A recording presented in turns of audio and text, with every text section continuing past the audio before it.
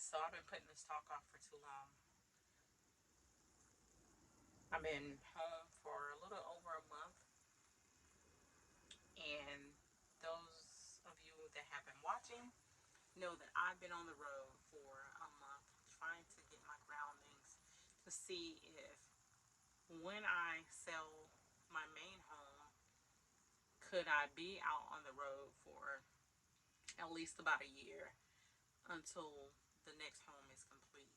Because this time I'm going to take my time and build my home, my next home, to suit. Now, I have purchased land, but I'm still quite unsure if that's the land that I want the forever home to be on, for various reasons. But let's get into me being on the road, and I won't go into detail about some of the parks, but I will tell you that I learned some parks you're not going to feel comfortable or safe, and some parks you're not going to feel welcome. I believe that if I am to do this solo, I would have to find campgrounds that I will feel welcome and safe at the same time so that I can stay longer periods of time. I believe I got burnt out so fast because I was hopping from one site to another and I wasn't staying there long periods of time. And at one point, um, I want to talk about it. For those who don't know, I am a psych major, and the one field of study that I don't like in psych, or one method that can actually supposed to help mental health patients or any type of mental disruption that you have is supposed to be cognitive therapy. I don't like cognitive therapy because you have to go back and you got to relive it. You got to talk about it. So I'm gonna make this part short and brief. When I got to one campground and I had to hop to the other because I felt unsafe,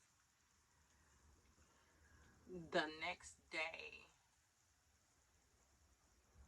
I wasn't feeling myself. I was feeling depressed. I was feeling alone. Um, and I love being by myself. I love um, being able to explore and being able to be on my own shit music. But I felt alone, and that's not normally me. I mean, I was the only child for 8 years, so I'm used to being a solo dolo person, and um, that that weekend got to me really bad to the point where I wanted to just come back home immediately, cancel all the other reservations, and sell the camper, y'all. Oh my gosh. And I'm getting kind of a little teary eyed talking about it. But I wanted to just give it up at that moment. And then I thought about, like, how can you give up something that has brought you so much peace and so much tranquility in the last, what, almost 8 months now? And I had to shake myself out of that blue funk. It was terrible, y'all. Like, calling the kids, telling the kids I miss them. I have a friend who was willing to drive um, from where we live to where I was, just for a day, only because he knows what camping means to me, and he was just gonna come for the day, just to check on me, make sure I was good.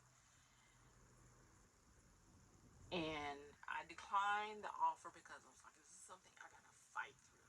I gotta fight through it. I don't know if you guys remember one of the clips from one of the previous videos, and I had said I was in a blue funk and I was listening to records and stuff like that. And I started missing my dad. My dad passed away back in 2019, right after I retired. And one of the reasons why I was retiring was because of him. And I started missing him. I even started missing my mom, and she's very well alive. A couple of counties over from where I actually live, home base or whatever. But and she texts and call, we text and call every day. But I start missing everybody, y'all. And I was like, this is a blue funk. And I'm like, what in the world? And I'm like, would have had made a difference if I had a partner? Now that goes into another story. If I had a camp partner on the road with me full time, can I deal with a person in such close quarters for such a long time? And even if I had a big class A or something, I don't think that would be possible. I would, if I was married to the person or whatever, yeah, I'd probably have to be like, okay, this is something, hey, you gotta work through. You gotta find your outlets. You gotta find, hey, you know, while he's out doing whatever, you know, whatever, you know what I'm saying? But, um, I don't know, guys. Like, will it be like that when I do get on the road? But like I said, this time I would have to find my niche. I would have to find my my niche of campgrounds. I would have to find that happy go medium. That, hey, this is friendly. This is safe. This is welcoming. Like, I don't know. I think it's different strokes for different folks, and some people don't pay attention, but I pay attention. For one, especially with most of the campgrounds being down south, even if they were up north, I still have to be cautious. I am a solo woman. It's just me and my dog are traveling most of the time, but I have to be cognizant of everything that's going on around me. Every every branch, every piece of grass, every piece of leaf that I hear in and around my trailer, I have to be alert because things happen. And um, like I said, when I had to hop from one campground to the other for safety purposes,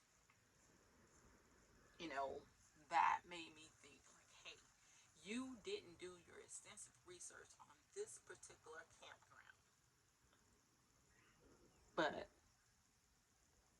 I was reminded by a family member that said, remember, you told us if you don't feel safe, you would leave. And I'm glad I did leave. And and for another reason, I'm glad I left because when that storm hit, it was a storm. I was nestled in between many of trees, and those trees could have came down on top of the camper at any time.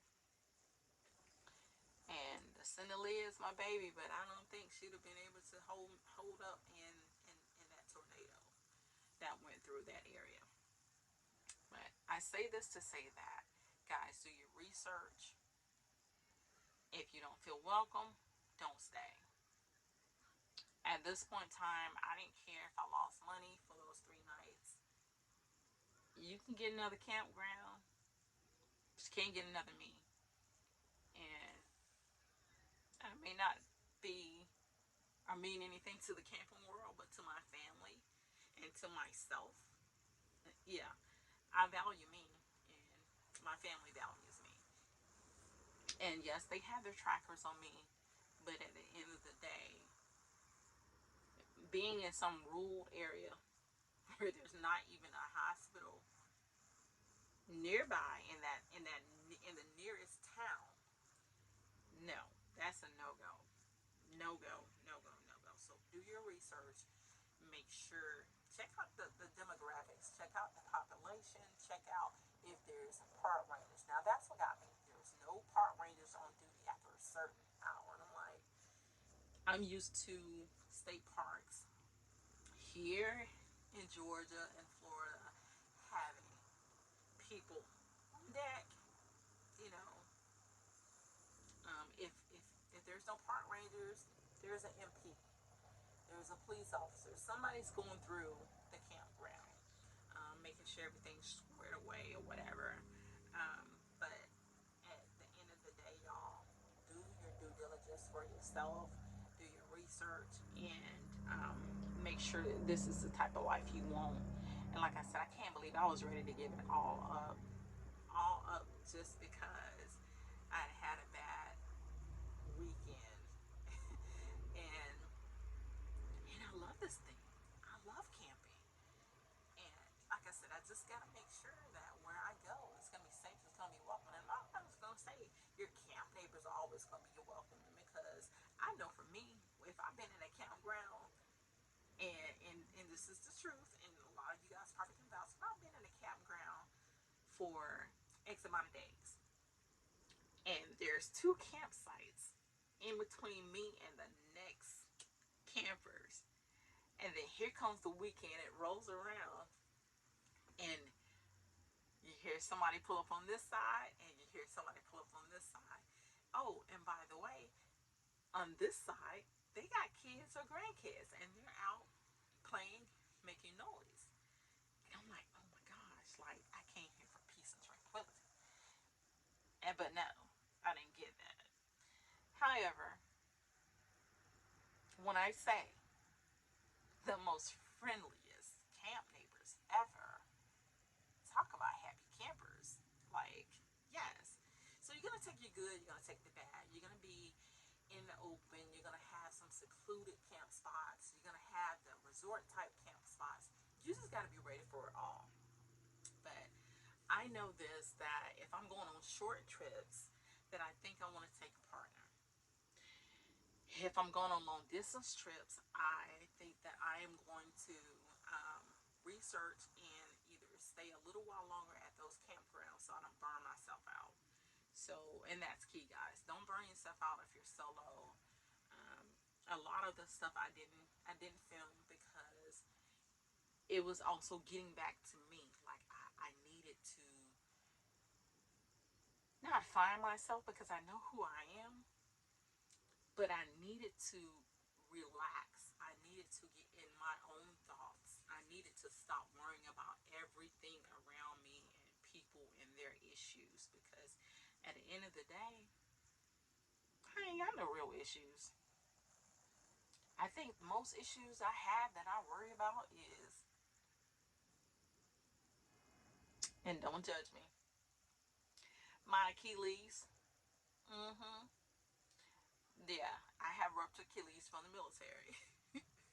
So that's the most thing I worry about in the mornings when I wake up. You know, I thank God, I do my meditation, but when I wake up, are these Achilles gonna be swollen from the workout that I had the previous day before? Do I need to ice them down? Do I need to put some cream on them? Stuff like that. And I'm thankful, y'all. I am so thankful that those are minor little issues that I have to worry about. My kids and I, we're, as the young folks say, we Gucci. Um, my granddaughter, she's just being a granddaughter, you know. Friends, just being friends, and you know, yeah. But anyway, guys, stay strong out there. Um, that's how my month went, and if I think of anything else, I'll do a short or something like that. But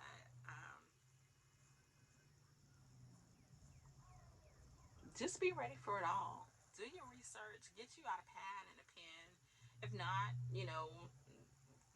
voice record yourself on things that you want to do, how long you want to stay, what's the demographics, um, is there any bad reports, what type of security do they have, what do they have rangers, where's the nearest hospital, where's the nearest grocery store, where's the nearest gas station, things like that. How rural is this area that you're going to? Um, I should have known better. Anyway, but do your due diligence. I don't care.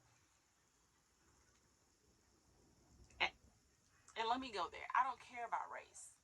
If you are a female, even if you're a male by yourself, you'll never know what can happen.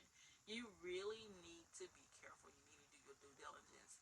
I mean, hey, because you'll never know what kind of neighborhood you might end up in. I'm just saying, just do your due diligence, do your research. You know, um, protection can only go so far because I can protect myself, but what's the aftermath of that protection? Are the laws going to be on my side? Would I rather be the one to tell the story? Yes, I do. I want to be the one to tell the story. Um, but is it worth it when I can just leave and go to another campsite? Uh, there is nothing, you know, there's no shame in being timid for yourself. And like I told, my niece, I'm more timid for that person. Because when you have a person that is on guard and ready to defend themselves, that person that is approaching or near them, that's the person that's in danger. They may think they're coming to hurt you or harm you, but it's the person on the other side that's scared and you don't know the capabilities. And the one thing I don't want to run into is someone who is afraid of me or needs to be afraid of me, because I might be the one to end up on, you know, the bad side of the stick, just saying. But be careful, guys. It doesn't matter who you are. We are campers out here trying to have fun. We're trying to enjoy life. We're trying to enjoy nature. Just be safe. Have fun. Keep on trucking to your next campsite or your next outdoor adventure. Toodles!